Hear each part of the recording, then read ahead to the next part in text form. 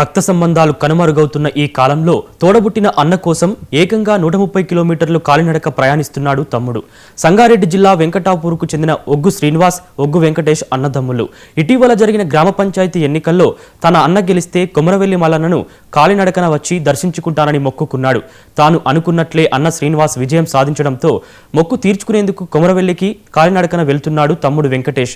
గ్రామ పంచాయతీ ఎన్నికలలో తన అన్న విజయాన్ని తన విజయంగా భావించి కాలినడక మొక్కు చెల్లించుకునేందుకు వెళ్తున్న వెంకటేష్ పై పలువురు ప్రశంసలు కురిపిస్తున్నారు. వెంకటాపురం గ్రామం నుండి కొమరవెల్లి వరకు పాదయాత్ర చేయడానికి కారణం ముఖ్యం మా అన్నయ్య గారు వెంకటాపురం గ్రామ సర్పంచ్గా ఎన్నిక గెలవడం జరిగింది. కావున దాని గురించి మా యొక్క కోరికను తీర్చుకోవడానికి కొమరవెల్లి వరకు పాదయాత్ర చేస్తున్నాం.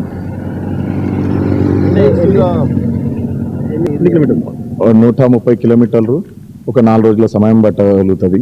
దాని గురించి వెంకటాపురం గ్రామ ప్రజలకు అందరికీ పేరు పేరున ధన్యవాదాలు తెలుపుతున్నాం.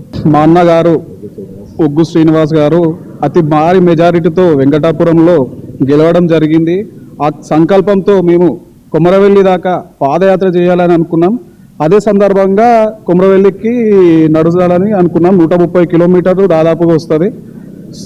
సుమారు 3-4 రోజుల దాకా అవుతుందని అనుకున్నాం.